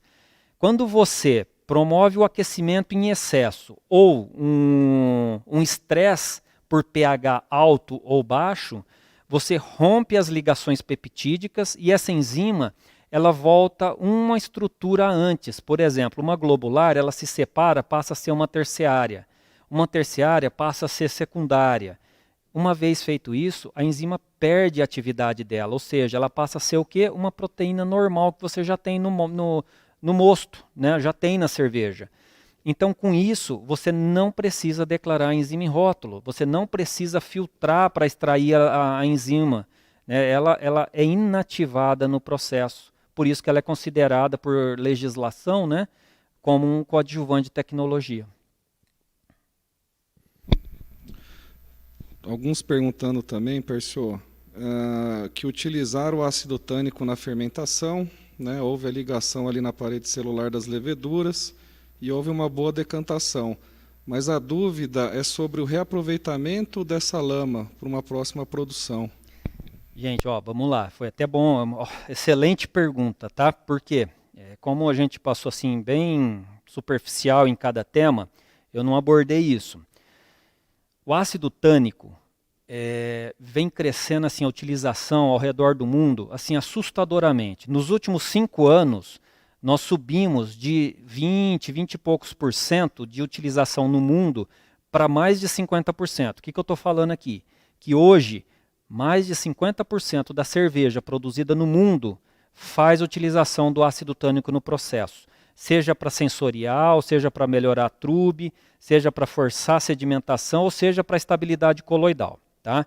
Então, assim, ele é muito utilizado ao redor do mundo inteiro, não é nem só Brasil, nem só América do Sul. Só que o que acontece? Eu posso colocar o ácido tânico na mostura, eu posso pôr ele na fervura, eu posso pôr ele na maturação e eu posso colocar ele antes da filtração final. Aonde eu não posso colocar o ácido tânico? Na fermentação, ou seja, dentro do tanque em fermentação, seja início de fermentação ou meio de fermentação ou final de fermentação. Eu não posso. Eu posso colocar o quê? Depois que eu finalizei a minha fermentação, falando de unitanque, né? Depois que eu reduzi a minha temperatura já para cair para 0 graus, depois que eu recolhi minha levedura, aí eu posso entrar com o ácido tânico na etapa que a gente chama de maturação. Tá? Mas primeiro eu recolho minha levedura. Tá? Por que eu não posso colocar? O ácido tânico ele se liga na parede celular da levedura. Se você colocar ele no início de fermentação, você vai inibir a tua fermentação. A levedura vai flocular e você não vai fermentar. Tá? Então, na fermentação, na etapa de fermentação, você não pode colocar. O que a gente orienta? É você fazer ou dosagem fervura do mosto, porque ele sai todinho no trube, ou na maturação, ou antes do filtro. Né? Depois do filtro, também eu não posso colocar depois do filtro. Vocês recordam que eu mostrei uma figura cheia de um cone-off, cheio de flocos dentro? Se você dosar na sua cerveja filtrada, aquilo ali vai formar dentro do tanque de cerveja filtrada, né? E já aconteceu um case numa cervejaria, até fora do Brasil, a cervejeira me ligou desesperada. Eu falei, não, mas você pôs errado, você pôs depois do filtro, é antes do filtro, né? Então, assim, Flávio, fermentação e depois do filtro não se dosa ácido tânico, tá? Por quê? Fermentação vai flocular a levedura, você perde, né, a fermentação, e depois do filtro vai flocular, vai turvar tudo, que é o efeito dele mesmo, retirar proteínas que estão solúveis e transformar em insolúvel para que eu tire por sedimentação ou filtração. Perfeito. Vamos lá, outra pergunta. Sair um pouquinho da tela aqui. Bom, mas acho que eu lembro dela de cabeça. Se eu usar todas as enzimas possíveis no processo de produção de cerveja, realmente não vai ter alteração no paladar, alteração sensorial? Então, na verdade, eu já tenho todas essas enzimas, né? Quais são as principais enzimas que nós hoje trabalhamos no processo cervejeiro? Beta-glucanase, alfa-amilase, proteases, né? Tudo isso a gente já tem no malte, né? O malte ele já vem enriquecido com isso. O que a gente faz é fornecer um subsídio maior para que eu encontre alguns benefícios, né? E a ação das três juntas é que vão fazer o quê? Que eu tenha um extrato melhor, uma redução maior de viscosidade, por rompimento de algumas matrizes que tem ali que retém amido, né? Então, assim, eu posso fazer a utilização de todas elas, como por exemplo o maltezinho HT, que já é uma solução mista com todas as enzimas do malte, né? Claro, com eficiências melhores, com resistência à temperatura também melhor. Então, assim, não causa nenhum desvio sensorial, pelo contrário, né? O que ela faz é promover um mosto menos viscoso, um mosto com um extrato um pouco maior, que eu consiga ter rendimento, e isso acaba melhorando o quê? A estabilidade sensorial, né? Outras enzimas que nós temos, por exemplo, uma GA-Brut, por exemplo, para a produção de uma brutipa, também você faz a aplicação dela numa fermentação, por exemplo. Ela vai fazer o quê? Ela só vai fornecer mais açúcares fermentescíveis para que você seque o máximo essa cerveja. Também não tem impacto nenhum em sensorial de cerveja. Então, sim, é seguro utilizar todas elas, que não vai agregar nenhum desvio sensorial na cerveja. Uma outra pergunta aqui bem voltada, quem fez foi o mestre Edmilson Silva, lá da Claro. Pércio, você indica alguma enzima para cervejas ácidas do estilo sour? Ah, legal, Edmilson. Eu acredito que você deve estar falando, né, Edmilson, quanto, por exemplo, uma sour com utilização de frutas, né, que pode provocar uma certa turvação indesejável que não é de caráter coloidal. Sim, você pode fazer o uso, se for esse o caso, de uma pectinase, tá? E aí, você faz o quê? Você pode fazer a aplicação dela direto na fruta, fazendo um pequeno macerado ali com a fruta e fazendo a aplicação da enzima, e com isso você vai romper as pectinas e não vai provocar turvação.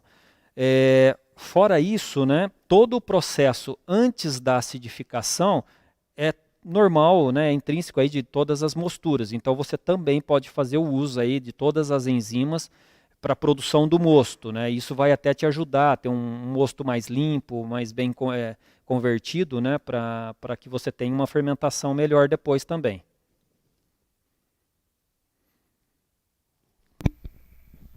Beleza, Pércio.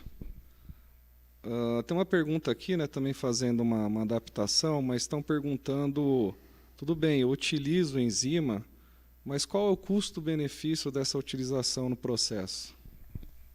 Então, aí é bem genérico, né? Vai depender muito. Vamos lá. Eu falo para você fazer todos os usos de tudo que tem disponível, todas as tecnologias? Não. Vai de acordo com a sua necessidade, tá? Então, assim, qual que é o benefício, né? Custo-benefício de tudo isso? Vamos lá. O custo da enzima, ele existe. Só que quando você pega isso e dilui na sua produção versus o benefício que você está encontrando, você encontra o que é isso, gente? É em 100% dos casos, tá? Você encontra o quê? Um custo muito pequeno, tá? Agregando por litro de cerveja, a gente está falando em 0,00 alguma coisa, quando não chega a 3 zeros depois da vírgula, porque são doses muito pequenas.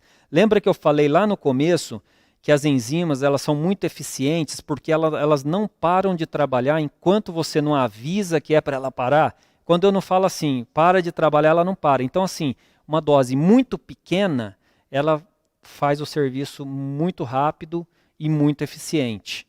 Então, esse custo, Flávio, ele é muito diluído devido a esse comportamento eficiente das enzimas. Pessoal, vou fazer a última pergunta aqui, porque me avisaram que acho que já está acabando o tempo. Vamos lá. Muitas enzimas utilizam de cofatores para desempenhar seu papel máximo em um sistema. Diante disso, as enzimas exógenas utilizadas são aplicadas junto aos cofatores ou elas podem ser de aplicação livre? Então, o que acontece? Algumas enzimas, no passado, você precisava fazer utilização de alguns íons, né, para que você tivesse a funcionalidade dela, para que ela funcionasse de acordo com o que você necessita. Hoje não, as enzimas que a gente trabalha hoje, elas são enzimas de última geração. A maioria das enzimas você não precisa de nada, é só fazer a aplicação dela no mosto ou na cerveja em processamento e você já tem o funcionamento dela completo.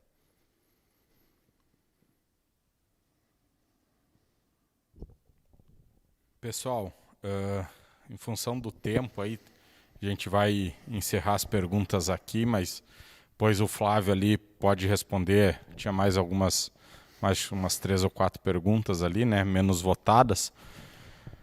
Eu queria, em nome da Agrária, aqui agradecer a equipe da Prozin que está aqui conosco, o Pércio, Obrigado. o Flávio aí, que também participou aí como moderador lá, respondendo as perguntas. O Juliano está aqui com nós também. Queria agradecer lá o Jadir, o Márcio lá da Prozin. Então, obrigado aí por vocês terem engrandecido aqui o nosso evento, né? O pessoal elogiou muito a palestra aí. Pércio, obrigado. Tá de parabéns aí, tanto pela apresentação quanto pelas respostas aí das perguntas. Obrigado. Pessoal, eu já comentei antes, mas vou reforçar. Essa palestra aqui do Pércio, para quem perdeu, quer rever alguma parte, aí ela fica disponível assim que encerrar a transmissão. Já aí no Crowdcast, já fica liberado o replay dela. E nós logo vamos subir ela aí para o nosso canal no YouTube, para o canal da Agrária Malte no YouTube. As palestras anteriores, as outras 7 palestras, já estão lá no YouTube da Agrária Malte. Então, para quem perdeu alguma, tem muita coisa interessante, muito material lá importante, bacana para vocês. E a gente volta na quarta-feira, pessoal. Quarta-feira, às 14 horas, nós vamos ter uma palestra com o Giovanni Christis, da Dingemans. Ele é mestre cervejeiro da Dingemans, a Dingemans que produz os melhores maltes belgas do mercado. Tá? Então ele vai estar falando direto lá da Bélgica para vocês e com uma participação bem especial.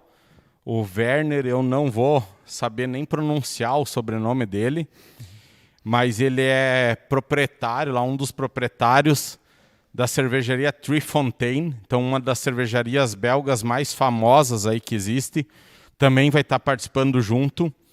Essa palestra, pessoal, é uma palestra em inglês, então tem uma oportunidade para quem quiser praticar e treinar o seu inglês também. E à noite, pessoal, às 19 horas da quarta, nós vamos ter uma palestra com o Carlo Bresciani, lá da Escola Superior de Cerveja e Malte de Blumenau. Ele vai estar destrinchando aí para vocês, pessoal, os custos de produção de uma cervejaria. Então, outro tema aí muito importante, muito interessante, principalmente pelo momento que a gente está vivendo. Então é isso, pessoal.